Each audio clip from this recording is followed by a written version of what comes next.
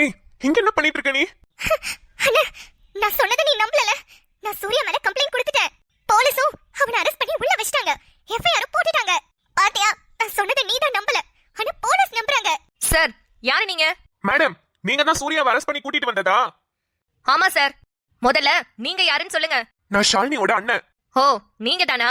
சரி, உங்க தங்கச்சி கம்ப்ளைண்ட் கொடுத்துட்டாங்க. நாங்க ரெஜிஸ்டரும் பண்ணிட்டோம். சூர்யாவை அரெஸ்டும் பண்ணியாச்சு. இன்னும் கொஞ்ச நேரத்துல முட்டிக்கு முட்டி தட்டுறதுல அவன் உண்மையெல்லாம் சொல்லிட்டு நகையும் கொடுத்துருவான். கொஞ்சம் வெயிட் பண்ணுங்க, வாங்கி தரேன். ஏன் மேடம், தெரியாம தான் கேக்குறேன். சூர்யா தான் அந்த நகையை எடுத்துப்பான்னு உங்களுக்கு எப்படி தெரியும்? ஏன் சார், உங்க தங்கச்சி தான் சார் கம்ப்ளைண்ட் கொடுத்தாங்க.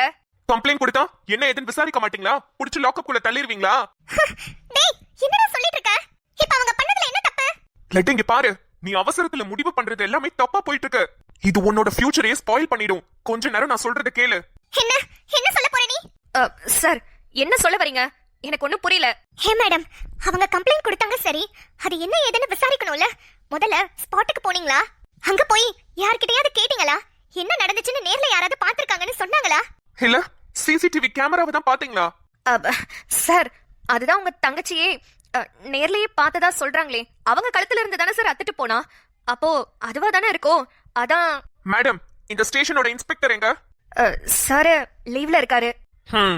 எஸ்ஐயா ஒர்க் பண்றீங்க. நீங்க சார்ஜ் எடுத்து இந்த வேலையெல்லாம் பண்ணிட்டு இருக்கீங்களா? சார், என்னோட வேலைய பத்தி பேசுறதுக்கு நீங்க யாரு? ஏதோ இந்த பொண்ணோட அண்ணங்கிறதுக்காக நான் சும்மா விட்டு வச்சிட்டு இருக்கேன். என்ன ரொம்ப ஓவரா பேசிட்டு இருக்கீங்க?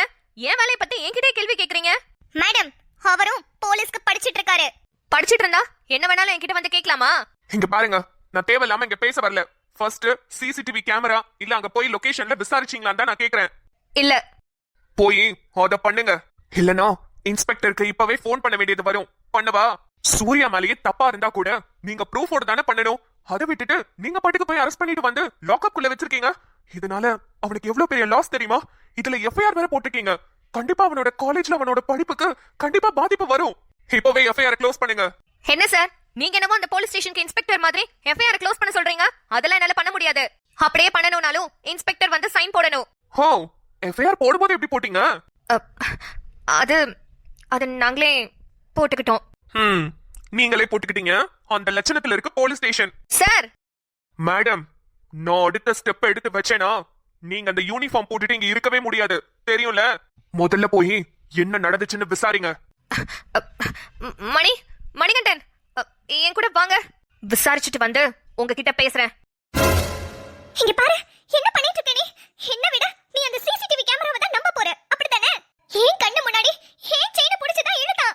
அவன் எடுத்துட்டு போனதே நான் பார்த்தேன். அவன் ஓடுனப்ப கூட நான் கத்துனேன், தெரியுமா? போலீஸே நம்புறாங்க. உனக்கு என்ன வந்துச்சு? ஷாலினி, என்ன பேசிட்டு இருக்க நீ? இங்க பாரு, ஒரு அப்பாவி பையன் மேல இப்படி பழி போடுறது தப்பு.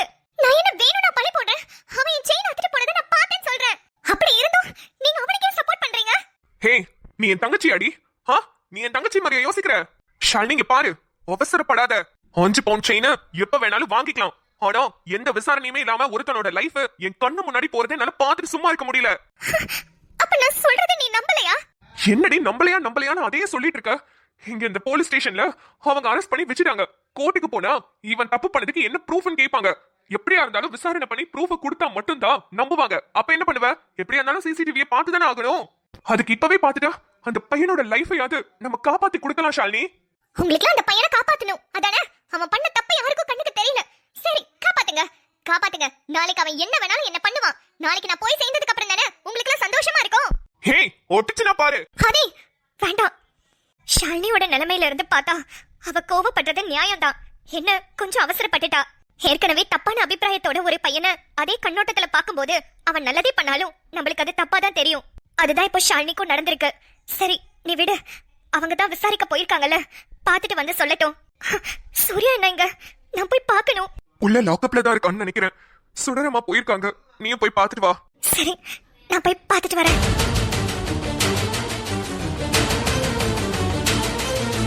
கண்ணிரண்டும் தேடுதே, உன்னை காண ஏங்குதே. என்ன சாபம் வாங்கினேன், என்ன வாழ்க்கையோ. சூர்யா, சுடரமா, நீங்களா? நீங்க எதுக்கு ஸ்டேஷனுக்குலாம் வந்தீங்க? நீங்க வீட்டுக்கு போங்கம்மா. நீ இங்க இருக்கும்போது நான் எப்படிப்பா வீட்டுக்கு போக முடியும்? இல்ல, அப்பா ஏதாவது சொல்ல போறாருமா. நீங்க வீட்டுக்கு கிளம்புங்க. எனக்கு தான் என் தலைவிதி. நான் இங்க வந்து உட்கார்ந்துருக்கேன். நீங்களும் அது சந்தோஷமா இருங்கம்மா. எதுக்கு என்னால நீங்க இப்படி போலீஸ் ஸ்டேஷனுக்குலாம் வந்துட்டு போயிட்டு இருக்கீங்க? நீங்க போங்கம்மா வீட்டுக்கு. ஐயோ ஏன்பா நீ வேற இப்படி எல்லாம் பேசுற? என் பிள்ளைய காணோன்னு எத்தனை வாட்டி நான் போலீஸ் ஸ்டேஷனுக்கு ஏறி ஏறி இறங்கி இருப்பேன் தெரியுமா? அத்தனை வாட்டியும் கம்ப்ளைண்ட் கொடுத்திருக்கேன். அதெல்லாம் எனக்கு ஒண்ணும் இல்லப்பா. எனக்கு ஒண்ணு பார்த்தாதான் கஷ்டமா இருக்கு சூர்யா. அம்மா சத்தியமா நான் எடுக்கலம்மா. நான் அவங்க நகைய திருடலம்மா. சூர்யா நீ சொல்லணும்னே அவசியம் இல்லப்பா. எனக்கு நல்லாவே தெரியும் நீ எடுத்திருக்க மாட்டேன்னு எனக்கு தெரியும்பா.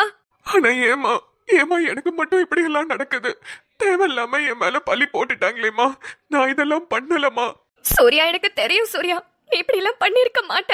நீ இதெல்லாம் என்கிட்ட சொல்லணும்னே அவசியம் இல்ல. சூர்யா இங்க பாரு, நீ இதெல்லாம் பண்ணல. எனக்கும் தெரியும் உனக்கும் தெரியும்.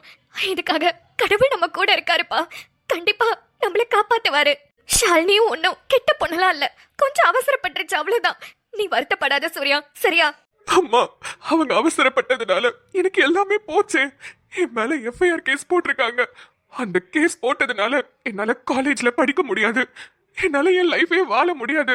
நான் ஒரு பெரிய கனவோட இந்த ஊருக்கு வந்திருக்கேன். ஆனா எல்லாமே செதைச்சு விட்டுட்டாங்களே. நான் என்ன பண்றது? சூர்யா சூர்யா அப்படி மட்டும் தயவு செஞ்சு நினைக்காத சூர்யா. இங்க பாரு, உன் லைஃப் எல்லாம் ஒண்ணும் போகல.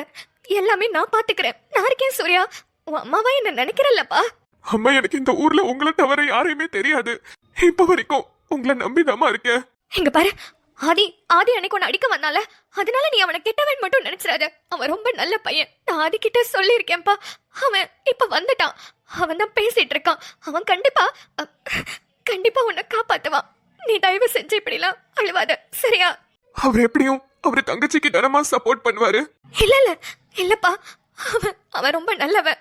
அன்னைக்கு ஏதோ ஒரு கோவத்திலயும் அவசரத்திலயும் உன்கிட்ட அடிக்க வந்துட்டான். ஆனா இப்ப அவன் ஸ்டேஷன்ல தான் பேசிட்டு இருக்கான்ப்பா போலீஸ்ட.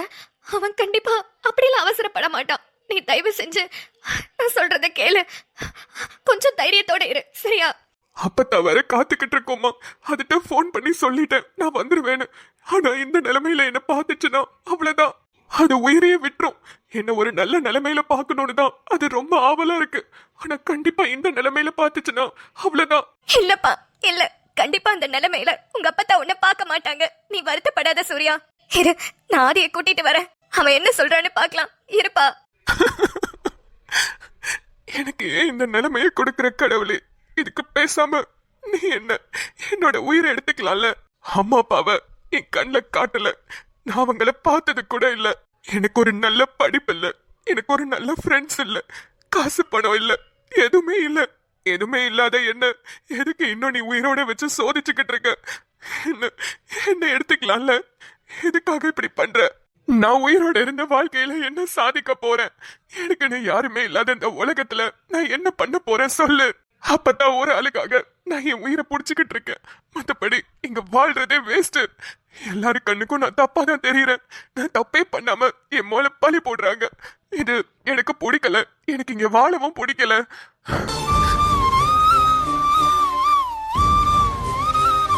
சூர்யா ப்ரோ, சத்தியமா நான் எடுக்கல ப்ரோ. உங்க தங்கச்சியோட செயினை நான் எடுத்துட்டு போல. எப்படியும் நான் சொல்றதை நீங்க நம்ப மாட்டீங்க. ஆனா நான் சொல்றதுதான் உண்மை. நான் எடுக்கணும்னு நினைச்சிருந்தா எப்பயோ என்ன வேணாலும் பண்ணிருந்திருக்கலாம். ஆனா இன்னைக்குதான் எடுக்கணும்னு என்ன இருக்கு சொல்லுங்க. இதுக்கு முன்னாடி நான் பணக்காரனா இருந்துட்டு திடீர்னு ஏழையானனா? இல்லையே. நான் பிறந்ததுல இருந்தே இப்படிதானே. நான் பிறந்ததுல இருந்தே காசு பணத்துக்கு கஷ்டம்தான் ப்ரோ. நிறைய நாள் சாப்பிடாம கூட தூங்கி இருக்கேன். அப்படிப்பட்ட நாளெல்லாம் இருக்கு. இப்ப கூட என்ன 10 ரூபாய் 20 ரூபாய் தான் என் பாக்கெட்லயே இருக்கும். சத்தியமா தான் ப்ரோ உண்மை. ஆனா நகையை அடிக்கிற அளவுக்குலாம் நான் போக மாட்டேன் ப்ரோ. காசே இல்லைனா கூட பசியோட தூங்கியிருக்கேனே தவிர நகையெல்லாம் அடிக்க மாட்டேன் ப்ரோ. எனக்கு அப்படிலாம் அவசியமும் இல்ல. நான் அப்படிப்பட்ட ஆளும் கிடையாது. சூர்யா ரிலாக்ஸ்டா இருங்க. இங்க பாருங்க சூர்யா, எனக்கு உங்களை பத்தி எல்லாம் தெரியாது. ஆனா நீங்க எடுத்திருப்பீங்களா மாட்டீங்களான்னு கொஞ்சம் கணிச்சு பார்த்தேன். நீங்க எடுத்திருக்க மாட்டீங்கன்னு எனக்கு தோணுது. தோணுதுல உங்களுக்கு தோணுதுல? இது போதும் ப்ரோ. சத்தியமா நான் எடுக்கல ப்ரோ. புரியுது. நீங்க எடுக்கலன்னு புரியுது. அதுக்குதான் போலீஸை விட்டு விசாரிக்க சொல்லியிருக்கேன். கொஞ்சம் வெயிட் பண்ணுங்க, அவங்க பார்த்துட்டு வரட்டும். சரி ப்ரோ, ரொம்ப தேங்க்ஸ். சிசிடிவி கேமராவை செக் பண்ணிட்டா தெரிஞ்சு போயிட போகுது. ஆமா ப்ரோ, நீங்க சொல்றது கரெக்ட் தான். அங்க கேமராலாம் சுத்தி முத்தி இருக்கும்ல, அதை கொஞ்சம் பார்த்து தயவு செஞ்சு என்ன ஏதுன்னு விசாரிக்க சொல்லுங்க ப்ரோ. ஒரு பச்சை கலர் சட்டை போட்டு வந்தான், எனக்கு தெரியும். அவன் தான் வந்து எடுத்துட்டு ஓடினான். அவன் பின்னாடி நான் துரத்திட்டு தான் ப்ரோ போனேன். அவ்வளவுதான் ப்ரோ, மத்தபடி நான் ஒன்றும் பண்ணல. ஓகே ஓகே, ரிலாக்ஸா இருங்க. ஒன்றும் இல்ல, ஒரு பிரச்சனையும் இல்ல. நம்ம சீக்கிரம் சால்வ் பண்ணிடலாம். நீங்க சீக்கிரம் வெளியே வந்துடலாம். ஓகேவா? சரி. சூர்யாண்ணா, நீங்க அழுகிறத பார்க்கும்போது எனக்கு ரொம்ப கஷ்டமா இருக்கு சூர்யாண்ணா. தயவு செஞ்சு அழாதீங்க ப்ளீஸ். இல்லம்மா, பண்ணாத தப்புக்கு நான் ஒரு வாட்டியும் தண்டனை அனுபவிக்கிறேன். அதான் ரொம்ப கஷ்டமா இருக்கு. புரியுதுண்ணா. ஷாலினிய பொறுத்த வரைக்கும் நீங்க ஒரு ரவுடி, நீங்க ரொம்ப கெட்டவன் நினைச்சிட்டு இருக்கா. அதனாலதான் நீங்க எது பண்ணாலும் அது அவ கண்ணுக்கு கெட்டதாவே தெரியுது. என்ன ஏதுன்னு ஒழுங்கா விசாரிக்காம கூட உங்க மேல கம்ப்ளைண்ட் கொடுத்துட்டா. இப்போ சிசிடிவி கேமரா பார்த்தா தெரிஞ்சிரும்ல, நீங்க தப்பு பண்ணலன்னு ப்ரூவ் ஆயிடும்ல. அதுக்கப்புறம் அவ ஒத்துக்குவா. நீங்க ரொம்ப நல்லவருன்னு அவளுக்கு புரிஞ்சிரும். போதும்பா சாமி, இதுக்கப்புறம் அந்த பொண்ணு பக்கம் நான் தலை வச்சு கூட படுக்க மாட்டேன். நான் இப்பவே ஊருக்கு கிளம்புறேன். காலேஜ் இங்க இருக்கிறதுனாலதான் அங்கிருந்து கிளம்பி இங்க வந்தேன். அதுவும் ஏன் தெரியுமா, இந்த காலேஜ்ல தான் கம்மியான ஃபீஸ்.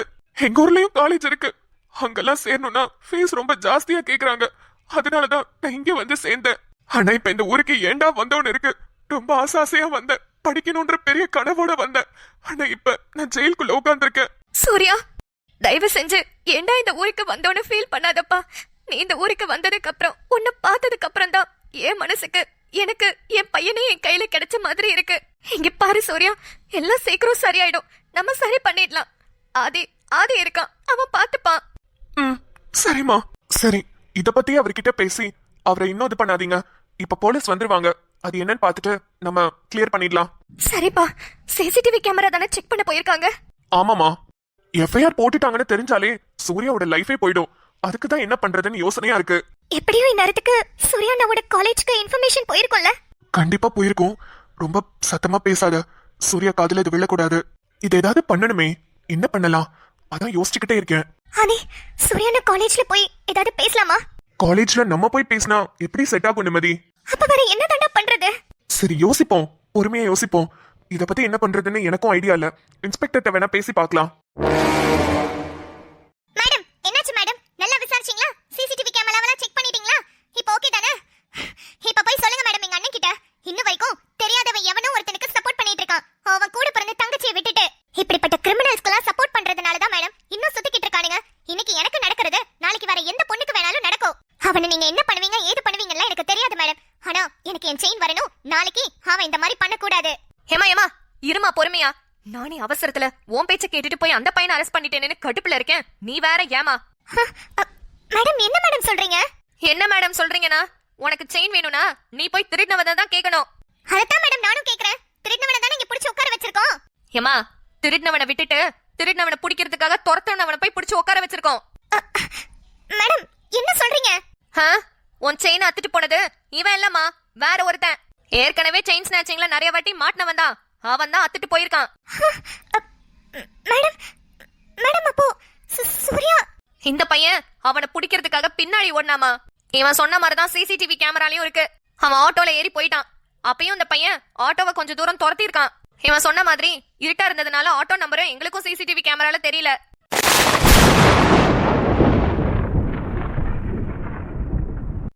ஐயோ, உங்க அண்ணன் வேற ரொம்ப பேசினாரு. இப்ப இது தெரிஞ்சது அவ்வளவுதான். இன்ஸ்பெக்டர்ட்ட சொல்லி எனக்கு வேலையே போயிரும் போல. ச்சே, ஏதோ திருடனை புடிச்சிட்டேன். இன்ஸ்பெக்டர்ட்ட நல்ல பேர் வாங்கி ப்ரமோஷன் வாங்கலான்னு பார்த்தா டீ ப்ரமோட் ஆயிருப்பேன் போலயே. என்ன மேடம், பாத்துட்டு வந்துட்டீங்களா? சார், பாத்துட்டோம் சார். எப்படி, என்ன காட்டுச்சு சிசிடிவி கேமரால? கொஞ்சம் எங்க கிட்டயும் சொல்றீங்களா? அது சூர்யா சூர்யா உங்க தங்கச்சி செயினை அத்துட்டு போல. அப்பவே சொன்னல சூர்யா நான் அப்படி பண்ணிருக்க மாட்டாருன்னு. இது சூர்யா இத பண்ணலையா? சிசிடிவி கேமராவை பார்த்துட்டு வந்துட்டோம் சார். அதுல அக்யூஸ்ட் வேற ஒருத்தன். அவன் ஆல்ரெடி செயின் ஸ்நாச்சிங்லாம் நிறைய வாட்டி மாட்டிருக்கிறவன் தான். அவனை துரத்திட்டு தான் இந்த பையன் பின்னாடி போயிருக்காரு. இவரும் அதை தான் எங்க கிட்ட சொன்னாரு. நாங்க கொஞ்சம் அவசரப்பட்டுட்டோம். இல்ல, நேர்ல பார்த்ததே உங்க தங்கச்சி. அவங்க அதை தெளிவா சொன்னதுனால தான் நாங்களும் எதுவுமே விசாரிக்காம முடிவு பண்ணிட்டோம். சார், தயவு செஞ்சு கேட்குறேன், இந்த விஷயம் இன்ஸ்பெக்டருக்கு தெரியாம மட்டும் ப்ளீஸ் சார், வேலையே போயிடும். ஏன் மேடம், அங்க ஒருத்தனுக்கு லைஃபே போயிடுச்சு மேடம். அப்ப அதுக்கு என்ன பதில் சொல்லுவீங்க? எப்படியும் காலேஜ்க்கு கால் பண்ணி இன்ஃபார்ம் பண்ணிருப்பீங்கல்ல? அது மணி இன்ஃபார்ம் பண்ணிட்டாரு. அப்புறம் டிசி நேரத்துக்கு ரெடி பண்ணி வச்சிருப்பாங்க. அப்ப அவர் லைஃப் என்ன ஆகுறது? இப்ப எப்படி காலேஜ்ல போய் அவர் பண்ணல வேற ஒருத்தர் தான் பண்ணான்னு நம்பிடுவாங்களா? அப்படி இருந்தாலும் இன்ஸ்பெக்டர் தானே போய் சொல்லணும். நீங்க எப்படி போய் சொல்லுவீங்க? ஐயோ சார், சார் கொஞ்சம் புரிஞ்சுக்கோங்க. தெரியாம நடந்ததுதான். அப்பனா இதுக்கு நீங்க உங்க தங்கச்சி மேலதான் கோவப்படணும். ஹே மேடம், சிசிடிவி கேமரால பாத்தீங்கல்ல, அவ என்ன வேணும்னா வந்து கம்ப்ளைண்ட் பண்ணா நகைய பின்னாடில இருந்து வந்து அத்திருக்கானுங்க. அவ அதை சுதாரிச்சு திரும்பி பாக்குறதுக்குள்ள சூர்யா அந்த இடத்துல ஓடவும் சூர்யா தான் அதை எடுத்திருக்காருன்னு அவள முடிவு பண்ணிருக்கா. அதனால வந்து உங்ககிட்ட சூர்யா தான் அப்படி பண்ணாருன்னு கம்ப்ளைண்ட் கொடுத்தா நீங்களும் அதே மாதிரி பண்ணிருவீங்களா? சூர்யாவை அரெஸ்ட் பண்ணி வச்சிருக்கீங்க. அவன் லைஃபே போயிடுச்சு. இப்போ என்ன பண்றதுன்னு நீங்களே ஒரு முடிவை சொல்லுங்க. சூர்யா சூர்யா இத பண்ணலையா? ஷாலினி என்னடி இப்படி அவசரப்பட்டுட்ட? சூர்யா சூர்யா மேல கம்ப்ளைண்ட் கொடுத்து இப்போ அவரு உள்ள அரெஸ்ட் ஆகி உட்கார்ந்திருக்காரு. எல்லாமே என்னாலதானா? ஒரு பையனோட லைஃபே போயிதே. ஐயோ ஷாலினி, இப்போ என்ன பண்ண போற? சூர்யா பாவம்டி. இப்ப எந்த மூஞ்சியை வச்சுக்கிட்டு சூர்யா கிட்ட பேசுவேன்? அவரு முன்னாடி எப்படி போய் நிப்பேன்? ஐயோ, இப்ப போய் சாரின்னு கேட்டா சாரின்ற ஒரு வார்த்தை அவரு பட்ட கஷ்டத்துக்கெல்லாம் மறந்தாயிடுமா? ஐயோ அவசரப்பட்டுட்டேனே.